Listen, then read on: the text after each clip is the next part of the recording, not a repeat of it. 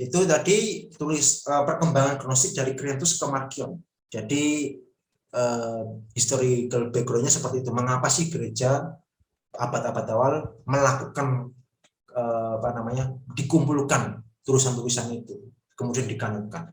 Kita menjumpai fragmen Muratori, saudara-saudara. Kalau mungkin di STT mungkin juga diajarkan ini ya. Pada tahun 170 Masehi, fragmen Muratori memberikan bukti bahwa memuat tulisan-tulisan komunitas Kristen, baik itu 27 kitab PP, Perjanjian Baru, tetapi juga tulisan yang berasal dari generasi ketiga. Generasi ketiga itu seperti Irenaeus, ya, muridnya Ignatius. Itu generasi ketiga, saudara. Istilahnya begitu. Yang sudah sejak awal dibacakan di setiap wilayah. Nah, jadi pada awal komunitas orang percaya, gereja ya, itu memiliki yurisdiksi atau wilayah di Antioquia, di Roma, di Bizantium ya, wilayah Konstantinopel ya, di Polosiprus ya, di Alexandria Mesir, di Yerusalem. Itu dibacakan semua tulisan-tulisan dari para rasul itu. Ya, di setiap ibadah mereka membaca itu. Makanya ibadah selain sholat, selain perjamuan kudus, itu ada yang namanya pembacaan, yang namanya leksionari, pembacaan kutipan-kutipan dalam tulisan para rasul Injil tadi. Dibacakan di setiap wilayah, tetapi belum dipilah-pilah, belum diklasifikasikan gitu loh, saudara. Jadi kanon Muratori ini berbicara seperti itu dalam tulisannya. Muratori juga memberikan apa? Evaluasi telah kritis tulisan-tulisan palsu dari bidat-bidat yang secara kurang ajar memakai nama wibawa rasul. Jadi Injil Petrus itu kan Injil Gnostik isinya, tetapi menggunakan kata nama rasul gitu loh. Rasul Petrus, Rasul Bartolomeus, ada Injil Bartolomeus, itu Injil apokrif gitu loh. Jadi bidat-bidat Gnostik ini dari awal belum begitu gencar karena para rasul masih hidup. Nah, setelah para rasul menjadi martir, meninggal, ya, masih sisa mungkin Rasul Yohanes dan Rasul Markus ya. Nah, itu barulah mereka gencar. Mereka berani, bidat ini berani untuk menuliskan Injil-Injil palsunya ini. Nah, ini yang dihadapi oleh murid dari para rasul itu seperti Irenaeus, Hippolytus dan sebagainya. Tulisannya seperti ini. Tetapi akhir-akhir ini Hermas, ini tulisan dari Muratori, tetapi akhir-akhir ini Hermas menyusun buku yang berjudul Gembala pada zaman kita di Roma. Ketika saudaranya Pius, seorang uskup atau episkop, menduduki keuskupan di Roma. Karena itu buku ini memang harus dibaca, tetapi tidak diterbitkan untuk umat. Tidak dapat diterbitkan untuk umat karena jumlahnya sudah lengkap. Maksudnya apa? Ya, buku ini memang ya dibaca untuk siapa saja boleh membaca, gitu. Tetapi tidak dapat diterbitkan untuk umat karena ya sudah lengkap, ada tulisan dari para rasul tadi, kitab-kitab PB tadi gitu loh. Bukan berarti ditolak Gembala Hermas. Ini namanya Gembala Hermas yang saya maksud ini, di sini juga ada tulisan Gembala Hermas. Ini yang dimaksud di kanon Muratori. Ya. Jadi sudah lengkap. Intinya ya buat apa kita sudah lengkap gitu loh. Bukan berarti tidak perlu atau tidak ditolak, tidak. Tapi tetap kita dijadikan sebuah bacaan saja untuk sebagai pelengkap. Artinya seperti itu, saudara-saudara. Nah, terbukti tidak ada tulisan bapak-bapak gereja yang ditolak gereja. Ya, kanon Muratori diterbitkan pada tahun 1868. Dokumen ini dinamakan Pastor Ludovico Antonio Muratori sesuai dengan namanya di Biblioteca Ambrosiana. Ini saya kutip isinya dalam teks Yunani-nya. Ini fragmennya yang di sebelah kiri ini. Selanjutkan. Nah, jadi ini mengapa kekristenan para rasul itu mereaksi Injil-Injil apokrif ini yang ditolak oleh gereja semesta ini. Karena Markion membuat Injilnya sendiri, membuat versinya dia sendiri menurut seleranya. Ini daftar bahwa kanon Markion, di dalam kanon Markion ya, ada 12 dari 27 kitab. 27 kitab ini PB ya maksudnya. Injil Markion Lukas setelah dihilangkan pasal 1-3 dan para rasul Galatia 1 ya sampai Filipi. Kemudian 15 buku perjanjian baru lainnya yang ditolak. Contoh Injil Matius, Markus, Yohanes sampai kitab Wahyu. Pola pikirnya Markion itu begini, saudara-saudara. Yang bernuansa Yahudi itu ditolak sama Markion. Contoh Injil Matius. Mengapa? Karena Injil Matius itu isinya sangat Yahudi sekali. Ya, mulai dari awal ya. Saudara bisa cek di pasal pertama itu jelas mengenai silsilah Yesus Kristus. Biblos Genesos Yesus Kristus ya, Yu Daud, Yu Abraham. Kita di Yesus Al-Masih bin Daud bin Abraham. Ya, inilah silsilah Yesus Kristus, anak Daud, anak Abraham. Itu kan bernuansa Yahudi semua. Orang-orang Yahudi kalau mencatat keturunannya kan seperti itu. Bin ini, bin ini, bin ini. Kalau dalam perjanjian lama, lengkap. Nah, itu yang ditolak oleh Markion. Yang berbau Yahudi ditolak. Ibrani, kitab Ibrani, jelas itu bernuansa Ibrani. Yohanes orang Yahudi malah. Injil Yohanes itu sangat bernuansa Yahudi. Sama dengan Matius. Markus ada beberapa. Ya. Injil Markus ada beberapa. Kitab Wahyu bahkan. Kitab Wahyu itu justru bernuansa Yahudi. Itu jelas sekali. Nah, inilah yang ditolak.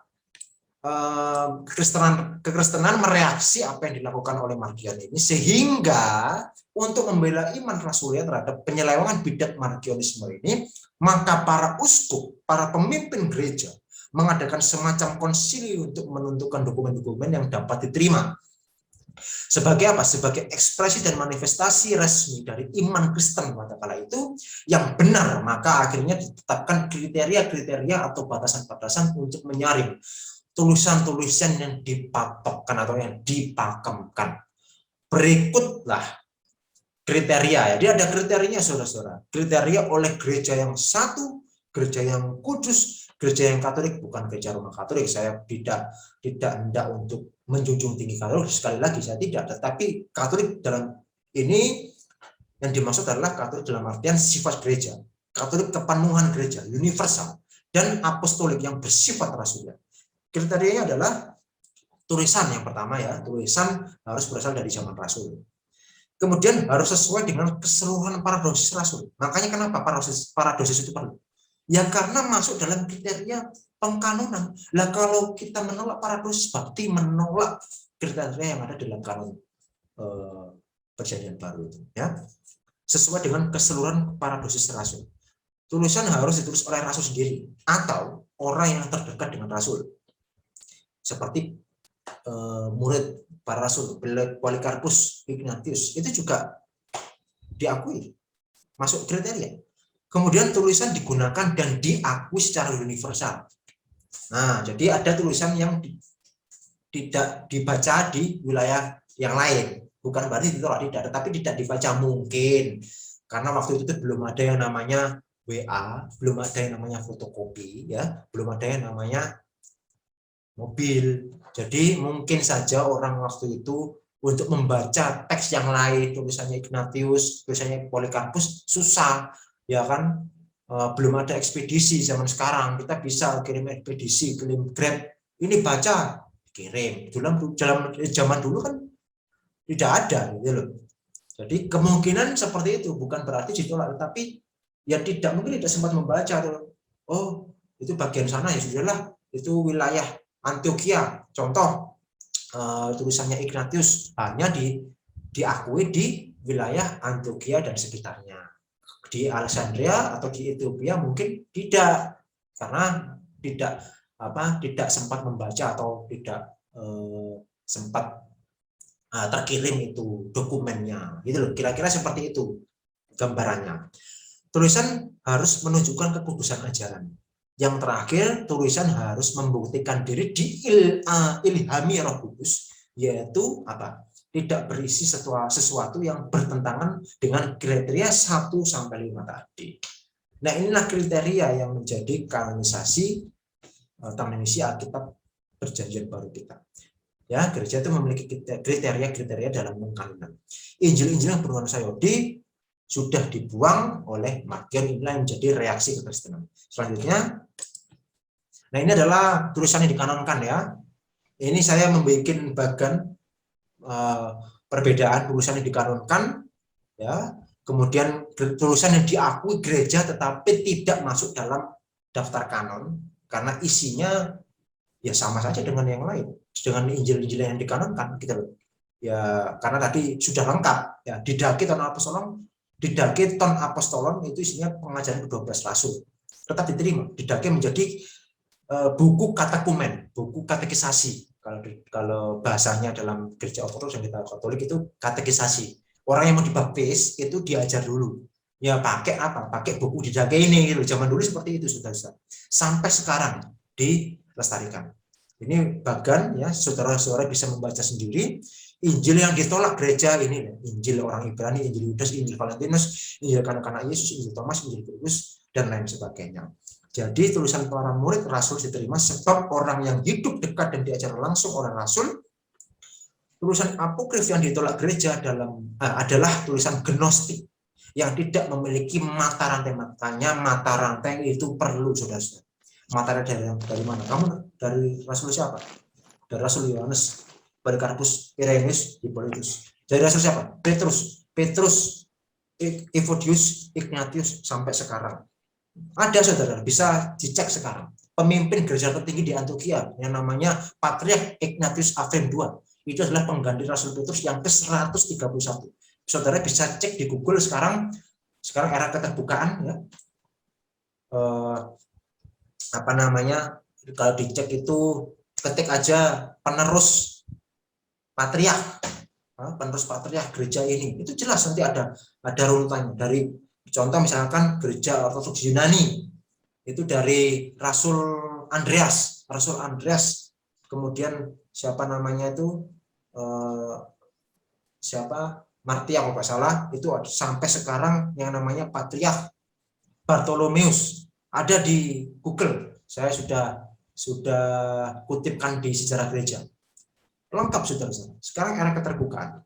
Tetapi tetap disimpan sebagai apa? Studi heresiologi. Jadi Injil-Injil ini betul memang ditolak gereja, tetapi tetap disimpan karena untuk studi heresiologi. Kalau tidak disimpan, bagaimana kita bisa mengerti studi heresi ini? Gitu loh, saudara-saudara. Nah, ini saya berikan tanda bintang. Salah satunya kitab Yudas, surat Yudas, ya. Sama kitab Wahyu, surat Barnabas ya. Jadi saya sudah jelaskan beberapa. Ada perbedaan mengenai kitab Wahyu. Gereja Timur sempat meragukan karena tidak pernah menjadi daftar bacaan atau leksionari tadi. Di dalam apa? Di dalam liturgi ibadah. Meski pada akhirnya mengakui. Namun gereja Barat, khususnya gereja Barat ini saya berbicara dalam hal Roma Katolik ya. Karena mohon maaf, Protestan baru muncul pada tahun 1517.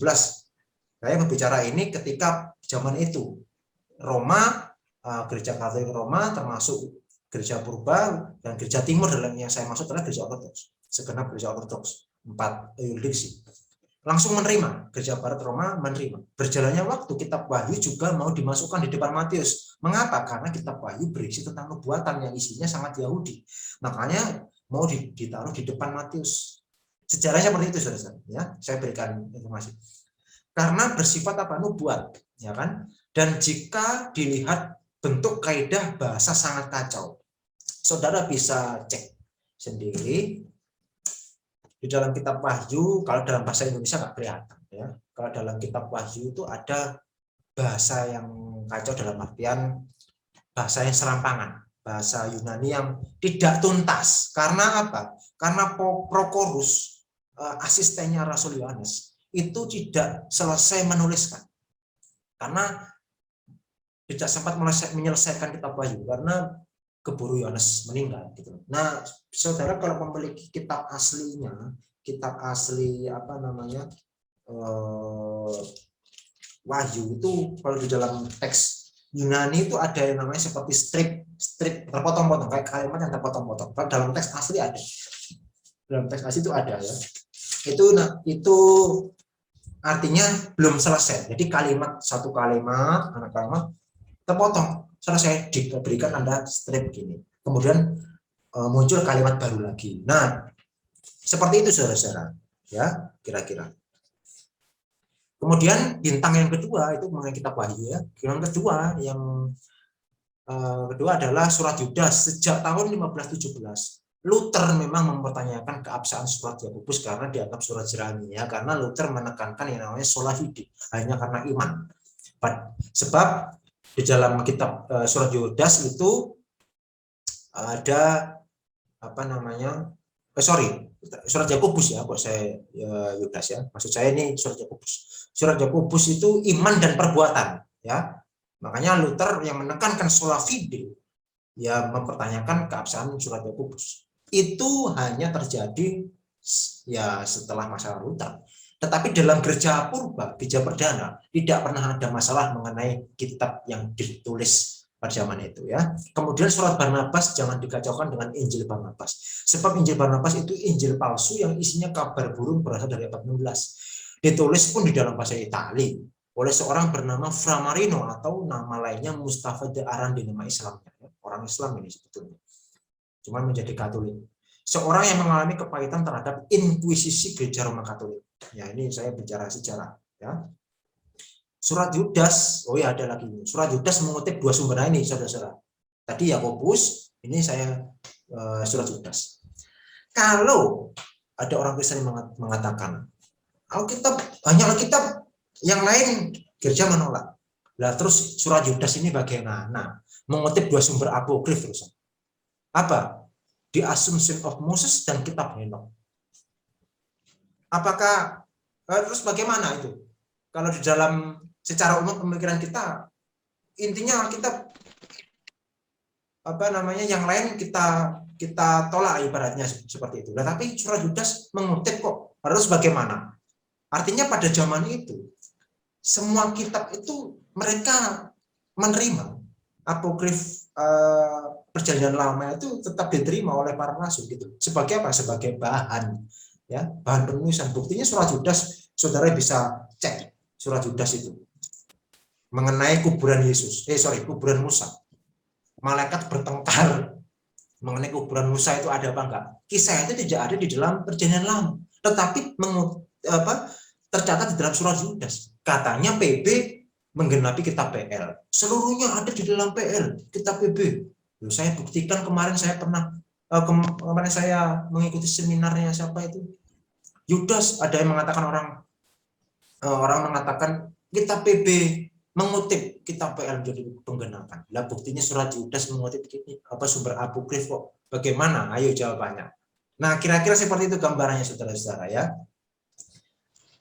Mengapa gereja awal menolak Injil apokrif? Yang ditolak adalah Injil apokrif yang bernuansa gnostik bidat yang tidak sesuai dengan ajaran para dosis rasul. Nah, ini pembahasan ini sebetulnya saudara-saudara saya bagi dua. Saya tidak tuntaskan hari ini ya. Saya tidak tuntaskan hari ini. Nanti ada part 2 ya. Bagian kedua saya akan menjelaskan isi dari Injil apokrif itu yang paralel, ya isinya nanti paralel dengan saudara-saudara mungkin bisa menilai sendiri. Ini saya hanya menjelaskan bagaimana transmisi, bagaimana perkembangan ya dari para rasul melakukan ibadah ya sebelum dituliskannya perjanjian baru, kemudian setelah dituliskannya, kemudian reaksi kekristenan membuat kanon. Dalam artian kanon ini bukan pada saat clear tahun 397 tidak loh ya. Ini saya berbicara dari abad pertama sampai kira-kira abad kedua. Ini belum berbicara mengenai surat Paskahnya uskup atau patriark Athanasius di tahun 397. Belum. Itu nanti beda lagi sebenarnya. Kanon yang saya maksud di sini adalah pengelompokan atau klasifikasi. Yang saya maksud tadi klasifikasi. Memilah, oh ini yang menjadi dipakamkan tulisan rasul dari Injil kanonik, keempat Injil kanonik ini, yaitu Matius, Markus, Lukas, dan Yohanes, menjadi Injil kanonik. Kemudian sejarah kisah para rasul yang ditulis oleh Lukas, kemudian surat-surat kiriman Rasul Paulus, isinya seperti ini, itu diklasifikasikan oleh umat waktu itu. Kemudian ini isi dari tulisan dari murid dari para rasul, Ignatius, Polikarpus, surat Barnabas, Didake. Nah, itu dikelompokkan oleh umat pada kala itu, pada zaman itu. Jadi tidak pernah ditolak, tidak pernah dibuang, tidak. Tetapi mereka memegang sumber yang sama, isinya sama saja. Nah, cuman dikelompokkan aja lah, ini tulisan ini tulisan ini, gitu aja. Belum dipakemkan sebagai 27 kitab ya. Belum ya, ini saya memberikan pola pikir yang harus kembali pada masa itu. Ketika 397 barulah dipakemkan ini kitab PB ya, kitab Perjanjian Baru, yang isinya adalah keempat Injil sampai Wahyu.